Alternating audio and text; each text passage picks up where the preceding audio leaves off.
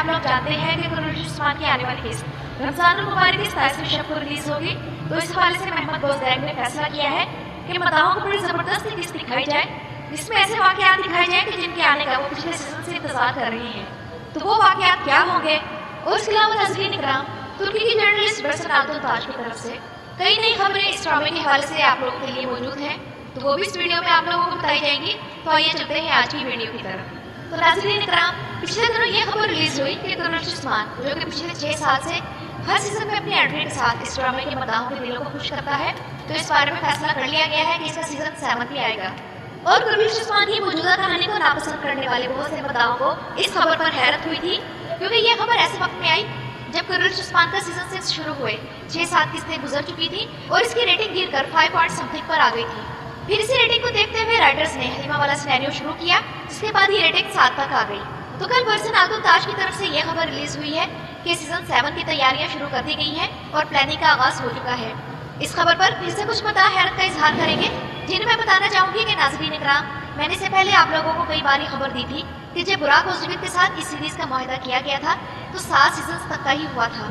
और ये खबर महमद बोजदैक की तरफ से ऑफिशियली रिलीज की गई थी कि बुराक ओज़दविक इस सीरीज को अपनी जिंदगी के 7 साल देंगे। और नाज़रीन इकराम, ये खबर एक ऐसे वक्त में आई है जब सलाहुद्दीन अय्यूबी ड्रामा सीरीज के बारे में भी ऐलान हो चुका है कि ये ड्रामा चंद किस्तों तक खत्म कर दिया जाएगा।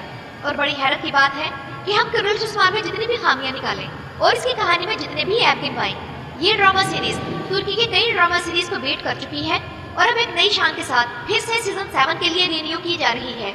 इसके बाद अगर हम एपिसोड 185 की बात करें तो इस एपिसोड में एज यूजुअल बुराक ओज़दविक स्टार थे और इस किस्त में ओरहान की जहानत को नहीं भूलना चाहिए और ये कि वो कैसे खुद से प्लान बनाकर अपने मिशन में कामयाब रहे। इसके बाद अलाउद्दीन की जहानत की भी दाद देनी चाहिए, लेकिन नाज़रीन इकराम, उलुगान मरा या नहीं इस बारे में मालूम नहीं, क्योंकि किस्त की एंडिंग कंफ्यूजिंग है। हम जानते हैं कि उस्मान बे ने जब अपने किसी दुश्मन को फौरी तौर पर हलाक करना होता है तो उसकी गर्दन उड़ाते हैं, लेकिन यहाँ आप लोग नोट करें कि उस्मान बे ने उसके पेट में तलवार मारी है, ना कि उसके दिल में, और तलवार भी पूरी तरह उसके पेट में नहीं मारी। मुझे लगता है कि उस्मान बे ने उलुगान को सिर्फ जख्मी किया है ताकि एहसन बेके पर प्रेशर डाला जा सके। और नई किस्त के ट्रेलर में हमें उलुगान भी नजर आया है, जिसका मतलब है कि वो अभी तक इस सीरीज में है और अभी मरा नहीं और जरूर वापस आएगा और फिर इसकी वापसी के बाद वो फाइनली कत्ल होगा। अब मालूम नहीं कि राइटर्स इसे वापस लाकर किस किस्म का सिनेरियो दिखाना चाहते हैं, लेकिन ये बात तय है कि उलुगान के खात्मे से एहसन बेगी की ताकत आधी रह जाएगी और फातिमा खातून को अपने बेटे सारबुल की दुल्हन बनाने के बारे में उसकी उम्मीदें भी खत्म हो जाएंगी। और नाज़रीन इकराम, वो नन जिसे सोफिया ने खंजर मारा था वो भी नहीं मरी और यही नन ही हलीमा को एक्सपोज करने का सबब बनेगी।